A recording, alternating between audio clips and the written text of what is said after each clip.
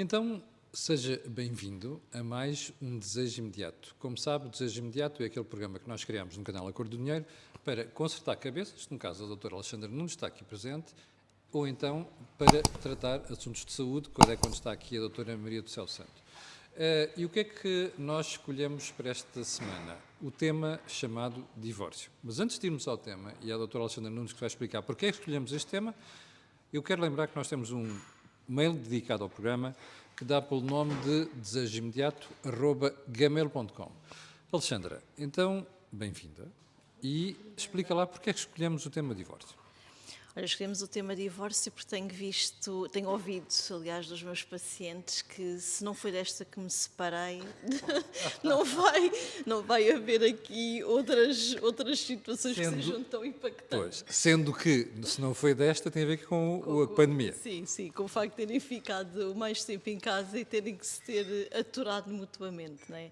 E aquilo que de facto acaba por ser perceptível é que uma das variáveis que teve que de facto estar dentro da relação tem a ver aqui efetivamente com a intimidade. E a intimidade não se prende com o lado da vida sexual, mas prende-se de facto com a leitura em relação ao outro e com o conhecimento em relação ao outro. Agora que já fizeste o teaser do programa, vamos explicar quais são aquelas que tu encontras como psicóloga, com a tua experiência, as 4 principais... 4? Só são 4, está bem? Não é preciso a procura de mais. 4 razões que normalmente conduzem ao divórcio. Sim, na minha prática clínica, e por daí eu ter selecionado estas 4, tem a ver aqui com esta intimidade, ou seja, com a falta de intimidade, não é? Que acaba por depois também se verificar uma má gestão das expectativas, uma outra terceira, que não estou a dizer por ordem Portanto, a má gestão de expectativas é a segunda. A segunda, não é? A terceira tem a ver com, há uma determinada fase que pode existir efetivamente aqui o não estar tão alinhado, ir cada um para as suas, para as suas direções. Em relação com o seu caminho próprio, depois não partilha e vai gerindo isso como se fosse uma pessoa que vivesse sozinha. Sim, e portanto aqui o começarem a ter outras, pensarem se cá um bocadinho mais em cada um deles, não é? Sim. E aqui também em quarto lugar a nível da sexualidade, ou seja, falta de uma vida sexual mais... Podes dizer em português corrente e vernáculo, falta de sexo. Sim, falta de sexo. E, portanto, criar aqui, começando aqui nas próprias rotinas, que de facto em nada ajuda essa questão. Não é? Então vamos começar pelo sexo. Normalmente é onde as rotinas se instalam mais facilmente. Onde é que tu notas que aqui há um esgotamento? É na forma de fazer, nos momentos de fazer, no que se diz? É o quê? Sim. Para já, então eu ia começar, se me permites, precisamente pelo lado contrário, que é a tal intimidade que eu falava no início. Pronto. E depois iremos efetivamente falar dessa parte, porque a intimidade tem muito para além da relação sexual. Não é? A intimidade é ler o outro, a intimidade é perceber de facto o que é que o outro necessita e da forma com que ele também demonstra o seu próprio sentimento. E quando tu dizes o que é que a pessoa é e ler a outra pessoa, é tudo, literalmente sim, tudo, desde a parte física, a parte psicológica, as necessidades, às vontades, à preocupação, não é? Sim, até porque, como nós já falámos, aqui a comunicação, 10% é apenas verbal e os outros 40% e 50% têm a ver com a voz e têm a ver com a parte gestual, não é? E, portanto, muitas vezes... Eu não sou psicólogo, tu é que és, mas eu posso dar um conselho às pessoas? Conforme, podes... Mas eu vou dar. Faça um favor. Quando você estiver a falar com outra pessoa, imagine que está a falar com o espelho e pergunta assim, eu gostava daquilo que estou a ver? Sim. Aqui, o falar, por isso é que os 10% eu não me quero contradizer em muitas... Quando eu digo falar é o que tu estás a dizer, que não é apenas a parte verbal, é tudo. O body language. Sim. E no fundo, às vezes não é preciso a conversa para, na realidade, perceber que o gesto... quer dizer muita coisa. Exatamente. E eu muitas vezes encontro homens, principalmente, que acabam por dizer que ao não ouvirem, ou as mulheres não ouvirem deles o eu amo-te, para eles não é, para elas, eles sentem que não é significativo para elas o sentimento que está ali subjacente, ou seja, como se de repente elas não fossem validadas pelo facto, do amor deles, pelo facto de eles não dizerem eu amo-te. E aquilo que muitas vezes, ou eventualmente seja a própria mulher a dizer que ele não me diz que me ama, e o que muitas vezes eu tento que a pessoa perceba é efetivamente estas outras percentagens para além da parte verbal, que é o que ele demonstra. Ou o que é que a mulher demonstra em relação ao homem, as atitudes... Um gesto, um carinho, o tom da voz. Sim, sim, sim.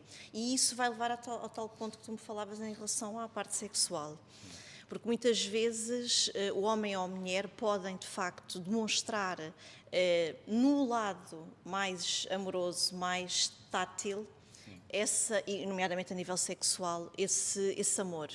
E muitas vezes a leitura que por vezes um ou outro tem é que há sempre uma prontidão para aquilo estar a acontecer e que nomeadamente às vezes o homem, infelizmente, a ideia às vezes da mulher é que ele está sempre pronto e Epá, que tu só queres é só quer sexo. pronto. E isso leva a que muitas vezes nós tenhamos homens que de facto a forma de demonstrar esse amor e esse carinho é de facto neste ato, não é? Isso é mau? Tanta cumplicidade todo. Não é? Porque há uma grande cumplicidade, há uma grande partilha nesse momento e, de facto, é importante que a pessoa consiga, naquele momento, ler para além do aquele ato sexual propriamente dito, não é? Porque há ali muita coisa. Claro, e já agora, de parte a parte, garantir que a outra pessoa sai de lá satisfeita, não é? Sim, sim, e precisamente a tal partilha e não a gestão de expectativas, que é o tal outro terceiro ponto, não é? Então vamos para a gestão de expectativas, que é das mais importantes. Já agora, não se esqueça de uma coisa, você está com o Desejo Imediato, que é o programa que nós temos aqui na Cor do Dinheiro para consertar cabeças. Mas sabe que tem um mail, desejoimediato@gmail.com. Esta senhora e a doutora Maria do Céu Santo depois responderão às suas questões, sugestões e até mesmo dúvidas. Já agora, nós até insultos respondemos. Pronto, e então essa gestão de expectativas muitas vezes tem a ver com aquilo que está na nossa cabeça e que não é partilhado ao outro, e que vem a frustração, porque quem se ilude, desilude-se. Mas quando tu dizes gestão de expectativas, é só, epá, eu estava à espera que ela ou ele fizesse aquilo, ou é mais qualquer coisa? Sim, também tem a ver com isso, não é? E tem muito a ver com isso. Seja ao nível do ato sexual, seja ao nível da própria rotina diária, não é? Em que, no fundo, está-se sempre à espera, ou espera-se que o outro muitas vezes tome determinadas iniciativas que não toma e que vem frustração. Então digam, falem, digam ao outro aquilo que vocês efetivamente querem que aconteça. Porquê que achas que as pessoas não dizem mais? Por vergonha? Às vezes é a tal falta de intimidade que existe no próprio casal e que no fundo não se partilha de todo essa situação. Muitas vezes, Camila, existe, e eu sinto isso na minha prática clínica, coisas muito, às vezes inconscientes e que acontece em processos terapêuticos, poder-se de facto identificar esse tipo de situações que a pessoa por vezes nem tinha dado conta e que pode vir de situações do passado, não é? E que, no fundo, comprometem essa mesma relação e a forma com que estão nela. Então, essa possibilidade de dialogar e de poder dizer aquilo que é preciso, aquilo que é necessário, é importante. E, às vezes, estas questões do foro sexual, não é?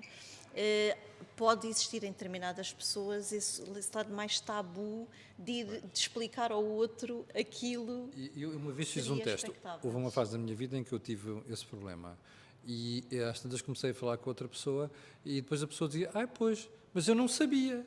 Mas isto é genuíno, é que às vezes a pessoa não sabe. E até diz assim, olha, depois estás à espera, mas tu também não fazes. Sim, sim, é claro. E aí vem a tal frustração, que é o outro não está na sua cabeça. Então é importante que haja precisamente a partilha para que pelo menos o outro não possa dizer isso, que é, ok, eu já sabia, e agir em conformidade como tal. No entanto, às vezes estas questões, não tanto a nível sexual, mas a nível comportamental do dia-a-dia... Sim, porque isto vale para tudo, não é apenas para o sexo. Sim, sim.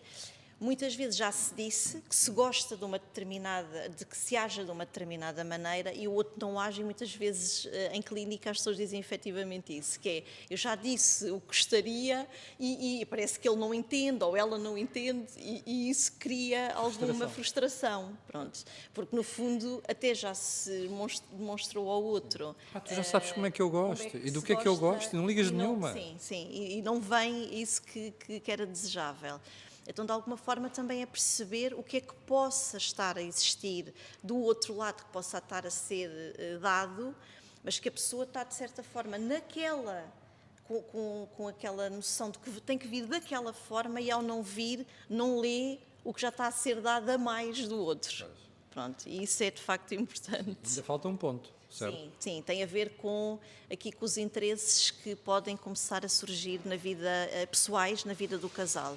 E aqui, Camilo, também existe várias situações, tem casos clínicos que a pessoa perpetuou demasiado no tempo algo que gostava de fazer e deixou de fazer para estar na relação, e que no fundo há uma castração, uma autocastração que leva a não ter essas atividades. Ou para servir o outro, ou porque o outro não gosta. Não gosta, sim, e que mais tarde ou mais cedo, se existir cada vez mais uma dissociação no casal, mais necessidade existirá daquela pessoa começar a fazer as coisas que desejaria. Normalmente, a pessoa que normalmente diz assim, eu não gosto disso, ou começa a manifestar desconforto, é a pessoa que tem ou ciúme, ou preocupação, ou insegurança, face ao que pode resultar dali, é isso? Em relação ao comportamento do outro.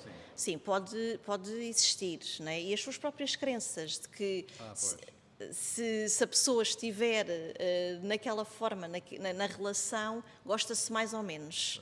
E se tiver uma vida, entre aspas, paralela com as coisas dela, parece que de repente a pessoa já não gosta tanto. Né? Portanto, não tem que ser necessariamente assim. Tá? Há tempo para tudo, como nós dizemos às nossas crianças. Né?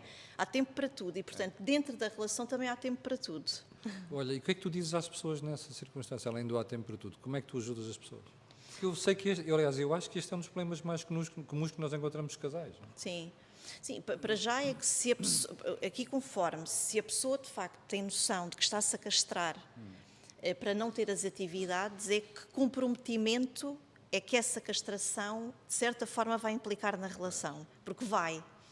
Porque a pessoa sentir-se-á diminuída, com algum lado mais temperamental, porque no fundo deixou de fazer determinada coisa e, portanto, a relação vai pagar uma fatura em relação a isso. Começa a crescer um amargorzinho interior. Claro. Seja pela outra pessoa em que pede e que não é suposto pedir, não é?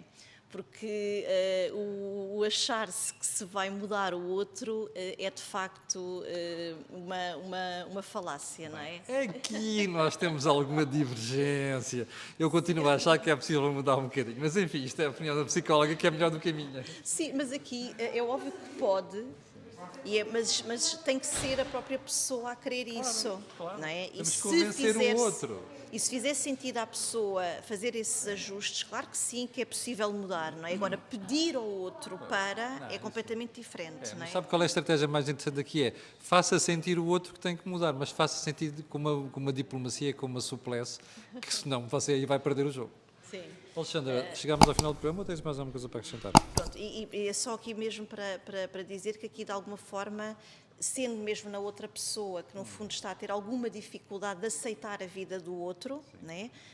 Perceber efetivamente ir à tal intimidade e de alguma forma desconstruir de que por a pessoa ter outras coisas que gosta não está dissociada da relação, não é?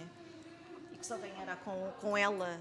Ora bem, olha, fala quem sabe. Portanto, ouça a doutora Nunes, se faz favor. Já sabe que você está com o Desejo Imediato, é aos sábados, primeiro vai para o YouTube, depois vai para a página no Facebook.